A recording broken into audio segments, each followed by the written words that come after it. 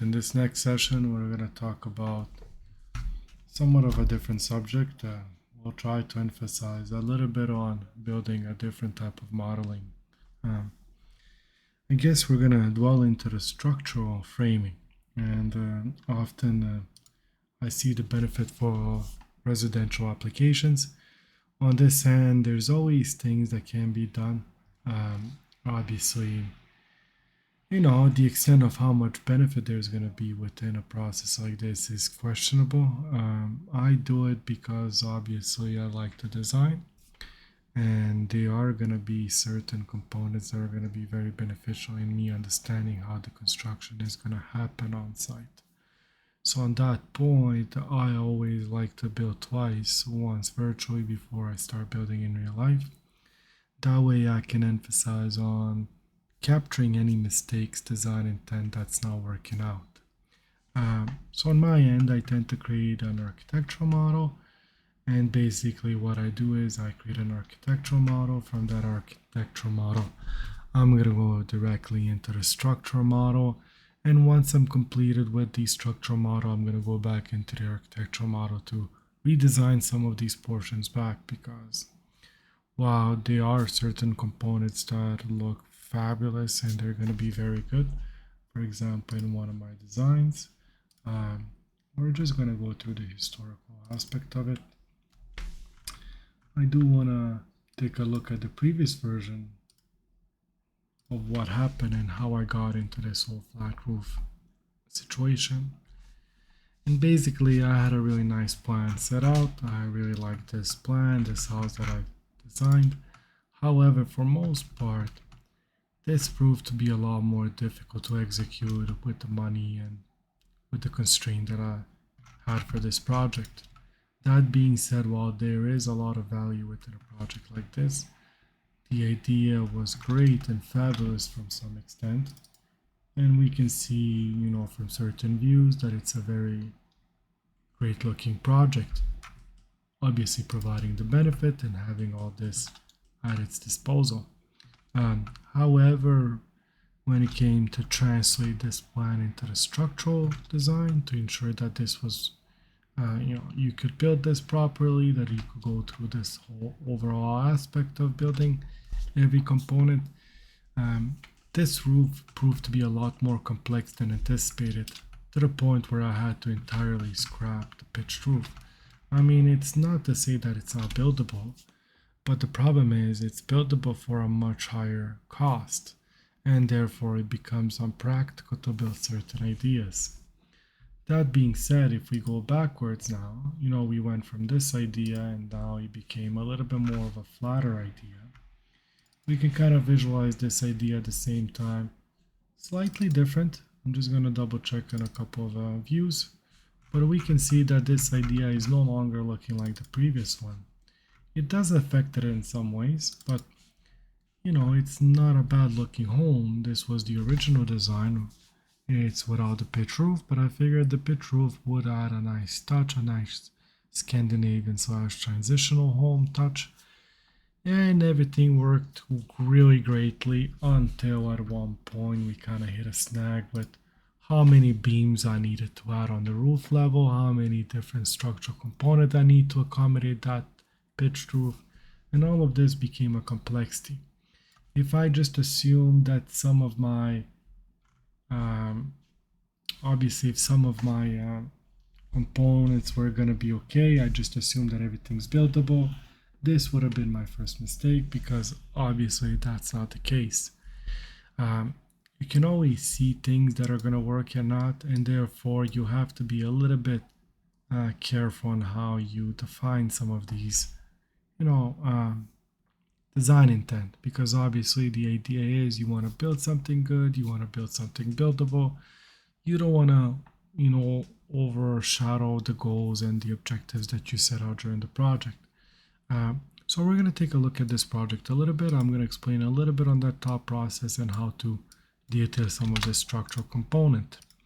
Following this step, we're going to take a look at not only this structural component, and we can see some small mistake that I want to fix. There's always behavioral things that are happening behind the scenes. I'll explain a little bit later on how to fix some of these things. However, there are going to be a lot of components that we're not necessarily used to. There is a lot of complexity in making a good structural model, and that being said, obviously we want to capture as much as possible. We'll take a look at a specific situation. We're going to recreate a wall. We're going to try to recreate these headers, and we're going to go through the notion on how some of these components are built. As you can see from my model, everything's built in assemblies for me. The reason why is because I can easily isolate this assembly. I can have the full notion, I can take a look at it, and I can also edit my assembly at any time. It does provide me with that benefit. And following the steps, usually what I'll do is I'm going to be creating a mechanical model. This is going to ensure once again that our process is going to flow flawlessly. And usually what I like to do, and I'm going to use paint as a tool. For some reason it's not allowing my resolution, very odd. So in that regard, what we have is we have this iteration. I'll have an architectural model. This is that design intent. It's being translated into a structural model. This is where I'm going to validate that design intent. Obviously, this is going to have a lot of impact. It might not work 100%. We're going to see certain things that are not going to be accurate. So it's going to go backwards into the architectural model. Once we establish a good pattern, we're actually going to send both of these, and I'll just, I guess I'll continue using this little nice pen tool. Essentially, we're going to send both of these models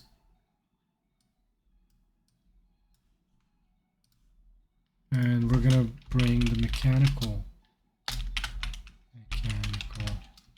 model, and this is usually where I'm going to think of all the intricate details that I want to have within my mechanical system. This is going to drive more changes, obviously, by making mechanical components, by defining these mechanical components. They're going to drive further change because obviously certain mechanical components won't work. I'm just going to try to adjust my microphone a little bit. On that end, we're going to have to adjust things a little bit. We're going to have to move certain components. We're going to have to accommodate certain things. And this is going to drive more structural changes, and it's also going to drive more architectural changes. We have to go back and forth in this circle. By doing architectural models changes, we have to make some structural changes. And because we're making all these changes, it's going to go back into the mechanical model, all until this is done. We usually have a definition of done, and everybody's going to have their own unique ways of defining what the definition of done is. But obviously for me, it's when I've completed 99%, I'm 99% accurate on the information that I have in front of my screen, and that I know that this is going to go flawlessly in the next phases. So obviously design intent is one thing, but we have to validate a lot of this information. So as you can see within my model, I'm going through the process. This is not a finalized process. For example, there is this beautiful little feature that I have not completed yet. As we can see, I've modified certain things. I have not modified everything. So there are certain components that are still work in progress. I still have to finalize those details. For most part, it seems like it's okay. We can see here the framing is complete. We have the beam system. Here we don't have that feature framed yet. But for everything else, it seems like we have a pretty solid model. Obviously, this is a flat model roof.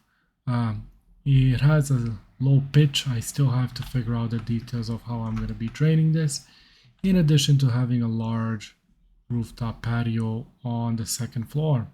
So I like this rooftop patio, but it proved to be a big challenge.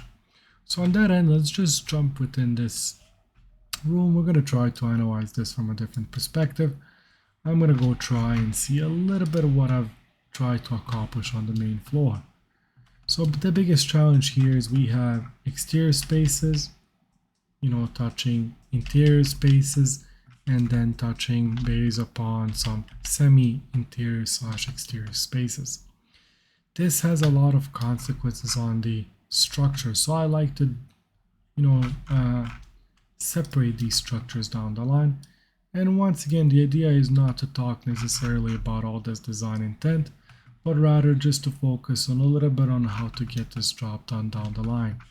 We have to use different components. We'll have to use all these miscellaneous techniques to get this done. For example, I'm just gonna remove this subfloor component so we can actually analyze some of these things.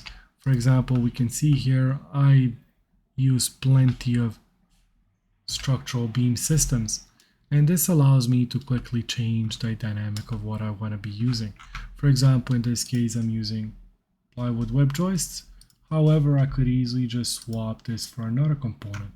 I could use, for example, dimensional lumber, and I could go by 2x12, or for example, I could go into a different, not these hollow section, but I'm looking for not veneer lumber, not rigid, open web joists. So I could easily just change these beams for a different type. So this allows me to change things very quickly, to evaluate different options. And obviously I'm trying to emphasize on the cost. The cost is, we're looking at these compared to these joists, compared to these three different components. So while this is good, it's the most expensive option. It also contains, like, I'll only use it within a very large span, or where I have mechanical components that are required to be hidden from plain sight. So there is that whole aspect of, we want to optimize. I don't want to use this across the board. I mean, I could, just it doesn't allow me to be efficient. I have these eye joists. I don't like them too much. They're not bad. They're cost effective. They have good structural integrity. The main problem I see with them is they're not very good with moisture. So anything that's a little bit slightly exposed to the exterior elements, I'm not a big fan of it. And however, some people use them and they swear by it. It just depends on who you discuss. There are different products out there, obviously. Some products are going to be better than others. But for most part, for exterior purposes, I'll use something like dimensional lumber. This is the safest bet, and obviously one that I can rely on. There are engineered products that can be used across the board as well. So there is that whole wide discussion on what can be done. So once again, we have to determine certain things. We have to evaluate certain options, and there is going to be somewhat of a consequence to everything. So let's just start building something, and I'm going to explain it a little bit. So let's say, for example, we wanted to build this partition here. I'm just trying to find a little bit of a less of a complex zone where I don't have a lot of components. And maybe on the second floor. I haven't done anything on the second floor. So let's say we want to add a partition. I want to build this interior wall. Which is okay for most part.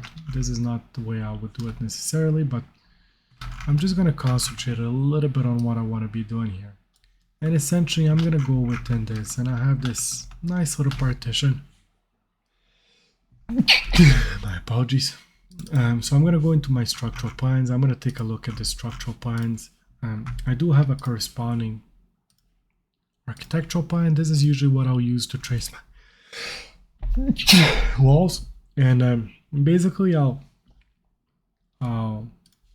bear some basic components. So the basic components that I have is this dimensional lumber. If I had to create this from scratch, and let's say for example I'm creating this board, as you can see it's not appearing anywhere. I'm not doing this in the correct way, so potentially I would draw it here. I'm just going to draw it. You know what, let's just delete everything. Might as well. We're going to do this from scratch. I'm going to demonstrate a little bit on how to do some of these things. So bear with me a little bit. I am doing this on the fly. Just trying to provide a little bit more insight on some of that typical process. So this is the long version of it, just because I want to show everybody a little bit of how some of these things get done. And I'm going to go into my second level. And let's say I'm going to start this wall from scratch. I can kind of see I'm building this based on my partition and my layering of the wall. So obviously there is going to be some components. I have accounted, I believe, for if I'm correct, a 6.5 inch wall. So this implies that it's a 2x6 wall with 2 1/2 inch gypsum wall board partition, and one on each side. Not very strong, and mine might change this to a little bit thicker. But it's a basic wall, so I didn't feel the need to. Just again trying to optimize some of these things. So I am creating this with structural components. I am creating beam components for these, and I'm using structural columns for the the studs, just because I'm going to be able to capture them within schedules. This provides me with the ability to quickly evaluate how much I have. For example, if I go into my structural columns, I can kind of see that I have my dimensional lumber 2x4s, I have the count, the length, and later on I'll refine these and I'll change them to specific studs. If I'm buying a 2x4x10 stud, which is a predetermined cut, I'm going to just assume these counts and I won't actually utilize the length to actually calculate my costs. Because there's no wastage, you're just going to assume that you're going to be able to build it like that. That being said, let's just start building this and go on with our lives. So at this point I have, my reference level. I'm going to place this as second level. I'm just going to create everything at 0 values. I did play around with it.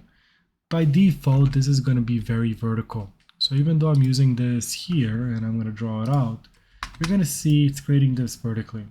I could create a different set of dimensions. For example, I could use this and say 2x6 or 6x2.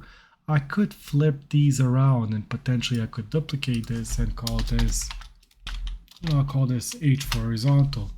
And the idea is I would be able to go 1.5 inch and I'm going to go 5.5 inch here for this weight. So there is a possibility that I can do this. I kind of dislike changing the names and having all this name. So I might just resort back into what I'm doing at this stage. I know there is a much more effective way, but we're just going to play hard to get at this stage. So once again, I can kind of see that it's hidden there. So I'm just going to review it a little bit. What I'll change is I'm going to change the Z offset. I do this by going into my front view, and I just want to raise it up a little bit so I can visualize it better. In this sense, I can change my cross-section rotation to 90 degrees. You're going to see that this is going to go a little bit offside. The reason why is because my Z value now is pushing it sideways and no longer up. So what I'm going to have to do now is I'm going to bring this back to where it was. And now to modify the height of this, I can actually change the Y offset. So once again, the same principle applies. The first thing that I'm going to do is I'm going to align this to my floor, to my subfloor. So usually you would have your structure. You're going to have your, if I'm able to select it, it would be even better. Can't select it. That is great. I'm still working in a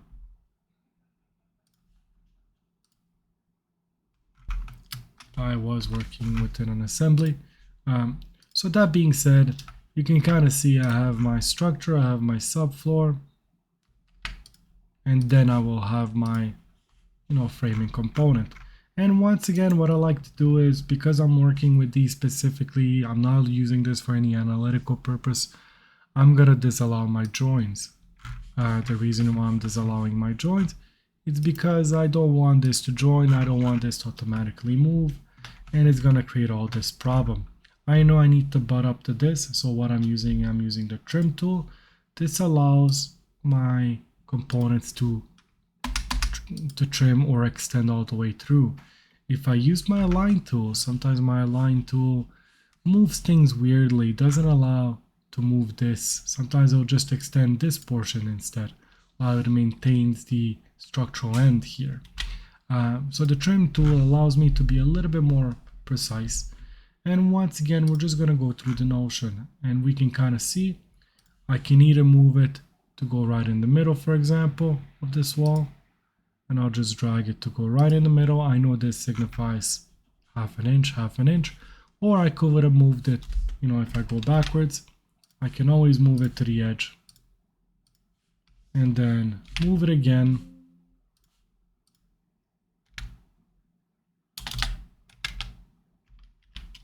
Move it half an inch, and I would get the same desired effect. So once again, we can kind of see that we are somewhere where we need to be. The only thing that I don't have is I don't have this partition complete here. I do have another one where it's complete, but if I didn't, I would just create myself a nice little half an inch offset, a detail line that would be representative of my drywall. And by hiding out my wall, I want to hide my model rather, and I'm not able to. There we go. So by hiding out this, I'm able to trim once again, use this as a reference and trim it exactly to the location that I need. Now the second part obviously would be to create one structural component, and we're going to work with this. So once again, we can see all of these components coming together. I'm just resetting my view. I don't have the visibility of everything, but I can see a lot of things. So I'll just change this maybe potentially to hidden mode or wireless. Not wireless, but wireframe. I don't like either or, so I'm just going to go back into my either shaded view. Shaded view seems okay for now. So that being said, I can see the line. This is exactly what I want to focus on. And basically, I want to recreate this. To do this, I'm creating a structural column. This is just that dimensional lumber, and it's telling me what depth I want this to go to. I'm using this on the wrong level, but we'll just adjust this later on. So what I'll do is I'm just going to create it anywhere. While it might not appear in the correct location, I'll just adjust it to go to the third level. Usually when I have one created, I'm just going to copy paste it all across the space. If I use the space, for example, I'm able to flip it around. So now it's as easy as just, you know, I know the parts where it needs to go. So for example, I need to place this here. This is my opening. So once I have these two, these are the musts. No matter what I do, they're gonna have to go here. There is gonna be some complexity. I haven't decided if I'm gonna be using a pocket door or a real door. So in that extent, I'm gonna decide later on. And lastly, I know these are gonna be my musts because there's no chance anywhere that we're not gonna be building these specific ones. So obviously there is that rule when we, you know, draw at 16 inches, but obviously the first one is going to be a little bit different. For the sake of argument, I'm just going to use 16 inch for now. I'll adjust these later. I just want to demonstrate quickly how to do these things, but obviously if you want to know more about the framing aspect, usually it's 16 inches center to center, for example. However, that first one will be adjusted slightly because it can be 16 inches on center. You have to make sure that the plywood kind of comes at the end, so we have to move this slightly. So usually when you have a 4x8 sheet, it's gonna cover, you know, all the way to here. It covers a little bit more than this. It covers technically 16, so 32. We're gonna get multiple of these, and they usually come in halfway to the stud. So obviously if you have something like this, because of the short distance, this wouldn't be affected too much. For example, here to my opening, we have 3.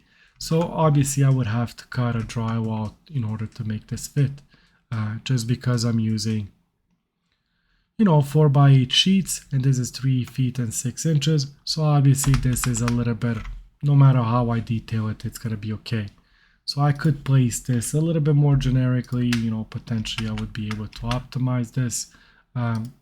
It's not gonna matter too much in this case. We can optimize this a little bit later. It's not a load-bearing wall, so on that end, it's not gonna make a difference. So once again, usually the first one is not 16 inches.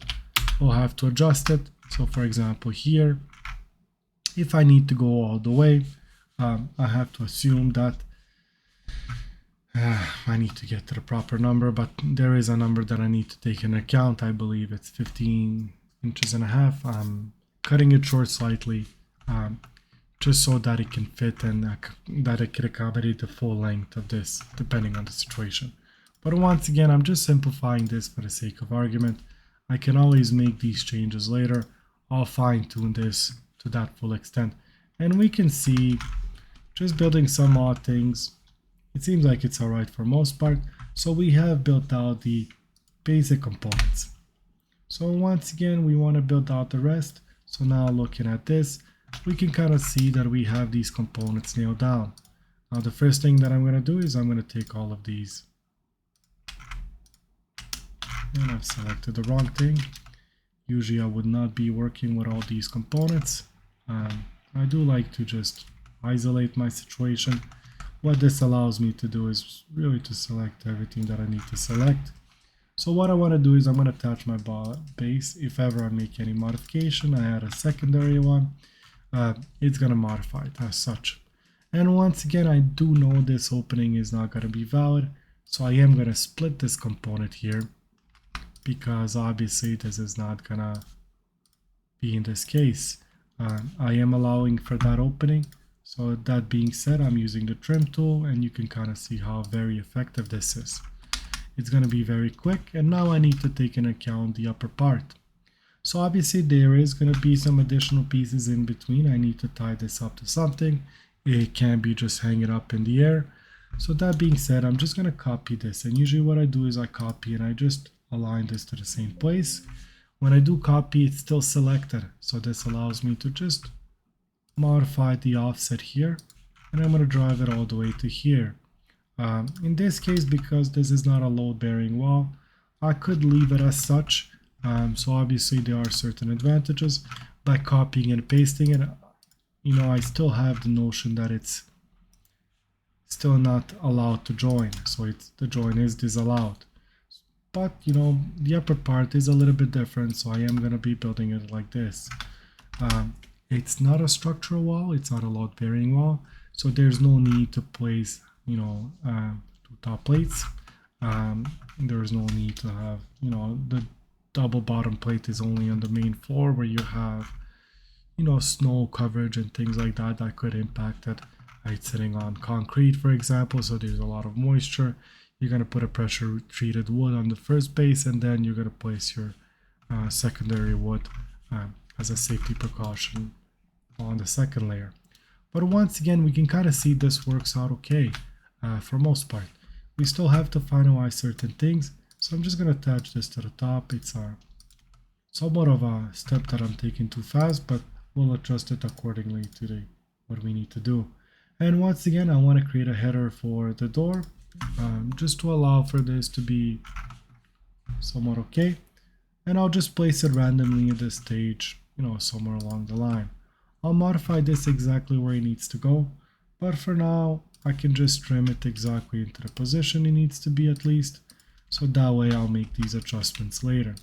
So once again, I'm attaching this to the top, and you can kind of see how this is coming across really good. So once again, a couple of things that I want to do is, while this is attaching to the top, great, I want to attach this also to the bottom. So now I have more or less of this structure that I'm creating. I'm going to add a little bit more wood. I don't need to create a header. It's not a load-bearing wall. So I'm just going to assume that I'm going to create this at every 12 inches. I want this to be rigid. I don't want this to be bending over time. There is going to be a specific door height here used. And this could be sufficient enough to be used for a door opening. So now we can kind of see that it's starting to function a little bit better. Lastly, you know, I'll just take a look at the doors on the ground floor that I've used. So for example, at this opening, I do have the specific height that I'm using. This is the correct height, and just because I'm using a 8-foot door. So I just want to double check to see what's the size of this opening. So in this case, I have 2489. I'm assuming that it's a better 8 feet 2. So we're looking at 8 feet 2. So what I want to do last is I want to go into my secondary level, and obviously once you do one, you're going to be able to reapply, and then I'll just align these across the board. So once I create one on the floor for my next openings, and we can see here I haven't switched the openings yet because of structural issues. I'll have to make some adjustments. That being said, once I create this header in the correct place, if I ever remake this with a different partition, I'm just gonna align them later on. And that is a much easier aspect to do. So on this end, I'll just create quickly a section, kind of like what I've done in the past before there on the lower floors. I'll just visualize some of these tools. And once again, a lot of details, nothing that I like. I'm using this temporarily. And now we can see that architecturally didn't work out necessarily the way I've imagined it. So once again, from here, I want to go 8 feet 2 inches. And we can see this brings up my partition here.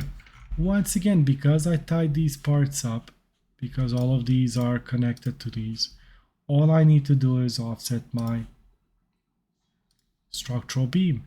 And what I'm going to do is I'm going to place it right here. So now we have the correct openings to accommodate a 8-foot door. The door that we see here, this is a door that's within my, I guess within my architectural plan, but we can see here it's not sitting in the correct plan. I need to make some changes. Obviously the level that I've used within my architectural plan didn't work out correctly because I'm trying to optimize my floor plan, so they are using pre-cut studs. And these studs allows us to be a lot more effective, a lot more quicker on site. You don't need to cut things to length, you just need to buy it, ship it on site, and build your walls out directly. So I'm adjusting the heights, otherwise if I've used a specific height for my floors, kind of here where I went 13 and then 23, 10 feet in between. The problem there is every stud needs to be cut then, or you need to buy a bigger one and then cut it to the exact level. It just, you're wasting a lot of that labor. So on that end, we have this assembly almost complete. Now we can see I've built my entire assembly. So the last thing that I'm going to do is I'm going to select everything. Now I don't think I have any interior assemblies yet complete. But once I have everything here complete, I'm just going to take a look at, do I have any assemblies? So I have exterior walls. I do have some interior walls. So I'm going to have to separate this down the line. I'm going to separate this second level interior wall, then ground floor interior walls, then I'm going to have basement interior walls, and I'm going to go across the board to create all these assemblies. At this early stage, I'm just creating these. I'm kind of playing around with this. This is my playing around model. I tend to build these things for fun a little bit, just because it provides me with the practice. I really like it. I enjoy doing this as much as I can. So that being said, I'm just going to create an assembly. And I usually like to create these assembly, and I'll call this structural columns. These are going to be structural framing. And I can kind of see this is it's using that, it's following my next in sequence. The next in sequence is 26. So I'm just using this and, I'm applying it to here. So now this is a functioning group. Later on, I can create views. I can create a material takeoff and a sheet for every assembly. The idea is, once I've identified everything, I'm going to create a structural framing plan. And within that structural framing plan, I'm going to have all the information. I'm going to define this with tags. They're going to have name. I'm going to be able to annotate these things. And for example, if I go into annotation, and I'm just going to load some tags and symbols. In this case, I don't have anything here, but I am able to load something for assemblies. Once again, I want to go within this dimension here. Let me just make this a little bit more straight. I'm going to go backwards. I'm going to go into annotation, and I want to try to find an assembly tag. There we go. I found an assembly tag. We can kind of see there's one box, standard. I might just use the standard one for now, and we're going to just click OK. So now if I deselect this, and I'm going to just unselect my viewing, I want to be able to emphasize on this. I'm going to be able to tag this, and I'm going to go just tag by category, and you can kind of see it's not using the correct one. I do have an assembly name. If I select this, you can kind of see that I do have the name. I have some idea of what it is. I like to use these names down the line. I might just do a tag. I might call this L2 interior wall 26, for example. So now if I go here, you can kind of see it's still not allowing me to gain access to that. However, the good thing is I can actually edit my family, and I can define this to be something different. In this case, it's the type mark. I want to go backwards, and I'm going to just use mark as an aspect. And while it does look the same, I'm going to reload this back into my project, and I'm going to override this parameter. And now we can see that it is providing a little bit. I don't like the shaded part, the white shaded part here. I want to make this transparent. So I'm going to go backwards once again, and I'm going to just edit this to be not opaque but transparent. Once again, some smaller details. I'm going to overwrite. I don't save this because it's the preloaded Autodesk ones. So once again, I am providing this. The idea is the framers are going to be able to say, okay, well, you know what? I'm using the L2IW26 partition. They're just going to access this sheet, and it's going to have this cross section later on that they're going to be able to use. It's going to have all the dimensions. I'm going to be able to create all of this for them, so they won't necessarily have to do any of that thinking out loud, any of that figuring out these issues and things like that. And basically, this is how we do that framing, partitioning, and whatever you want to call it. There is a lot of complexities, and obviously we'll go through some additional chapters to kind of go through this motion on how to modify these little components once I've added this, for example, this structural beam system.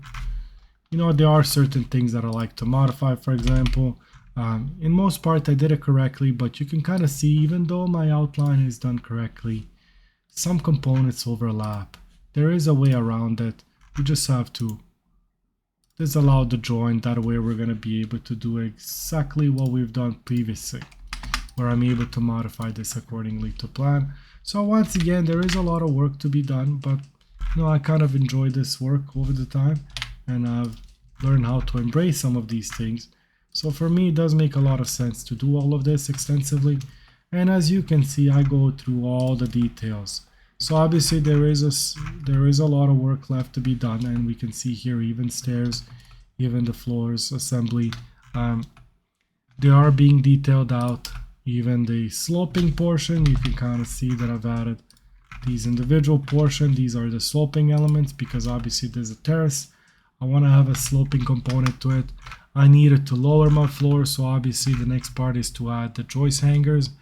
There are going to be some slight modifications to be done here, but it's work in progress. Once again, we can kind of see all of it is working according to plan. So to me, it's just, I enjoy this process. There is, when I do it for real, I kind of go and do it systematically because I'm practicing on this model. It's a little bit of a different game, so I'm taking my time to kind of perfect my technique. Sometimes I'll create specific partitions. I'll reuse these partitions in different projects. And once again, we can kind of see all of these details are figured out to every partition possible. The idea is we want to create something solid. We want to be able to build something with confidence. Down the line, this is going to be a requirement just because we want to be able to achieve that properly. There are very specific details in this model, so I do like playing around with certain concepts. For example, this is a sitting area. It's a very large sitting area just because this is an office and the office contains this. This is the patio, but basically just has a ledge to sit on. This is very extensive as a size. If I'm able to extract the size here, we're looking at more than 16 inches of space. in addition for a couple more additional spots because I have 2 inch of insulation on the exterior side. So I do have an Audi window, so it's going to provide more than 18 inches of interior space. Once again, very fabulous to be able to sit there to read, have some built-ins beside, and just, losing that space, but at the same time gaining a different aspect. So once again, I do like to emphasize on building these things prior to hand, just because it allows us to really build out every detail possible.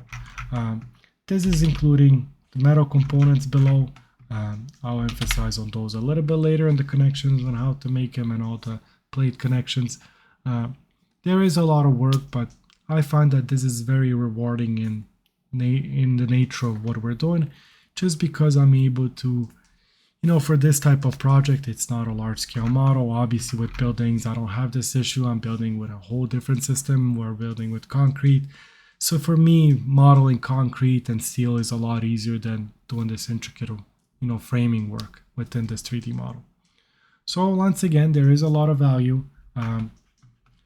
And that's that. Stay tuned for more episode, and we're gonna go through the basics of everything. At this stage, we've covered, different parts. We're gonna cover also dynamo. Some of these things can be automated later on. While I do advise dynamo, I advise also just learning the basics of how to do this manually. Doing these things manual will allow you to understand the information a little bit better. Once you can master this information, then you can automate it later on. So once again, all the details are here. We can see that everything's figured out to some extent. There are some additional details that I need to figure out. This is, for example, my 4 inches of XPS insulation on the exterior side. A couple of things that I need to fix here. I had some headers because I'm building a specific one that I don't like too much, but I'll do it anyway. I might modify these partitions a little bit. They are big. However, I'm not too sure if I want to leave these open. I might just do a small concrete beam on top, just to allow that continuity of insulation. Once again, small details, we'll have to figure those out. There are some complex situations, so obviously work in progress. Stay tuned for more, and I'll see everybody another time.